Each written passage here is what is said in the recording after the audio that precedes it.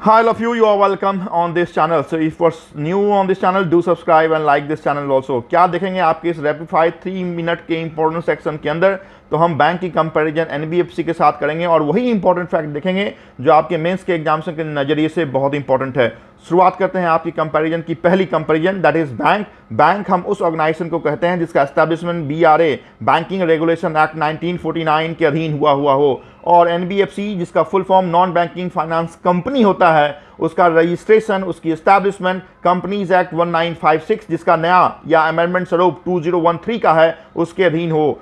Second difference is of demand deposit, जिसे हम Kasa account कहते हैं। तो बैंकों में कासा अकाउंट, करंट और सेविंग हम एक्सेप्ट कर सकते हैं, एनबीएफसी में ये एक्सेप्टेंस अलाउड नहीं है।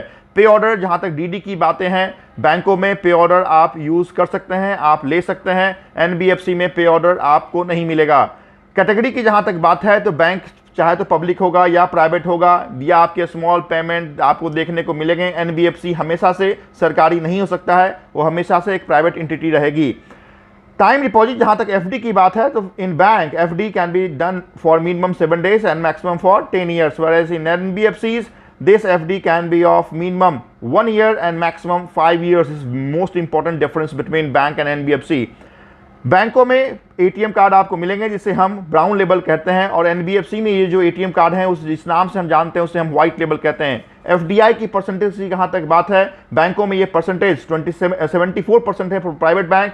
पब्लिक सेक्टर बैंक, सरकारी बैंकों के लिए एफडीआई की जो लिमिट है वो 26% है, whereas for NBFC this FDI is up to 100%। CRR and SLR is a reserve which is compulsory for all banks and is not compulsory for NBFCs.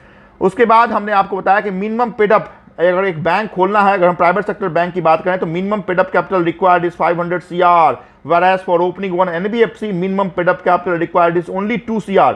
200 lakh रुपए हमें चाहिए, हम एक एनबीएफसी खोलने के लिए पेडअप कैपिटल के मामले में एलिजिबल हो सकते हैं। उसके बाद जहां तक डीसिप्स की बात है, जिसे हम कहते हैं डोमेस्टिकली सिस्टमेटिकली इंपॉर्टेंट बैंक, जिसको हम सीफी का भी नाम देते हैं, सिस्टमेटिकली इंपॉर्टेंट फाइनेंशियल इंस्टीट्यूशन, उसमें बैंक में 3 बहुत इंपॉर्टेंट बैंक है, एसबीआई, दूसरी एचडीएफसी एंड तीसरी आईसीआईसीआई बैंक। तो डीसिप्स की ऐसी कोई भी कैटेगरी आपकी एनबीएफसी के साथ अभी तक जुड़ी हुई नहीं है।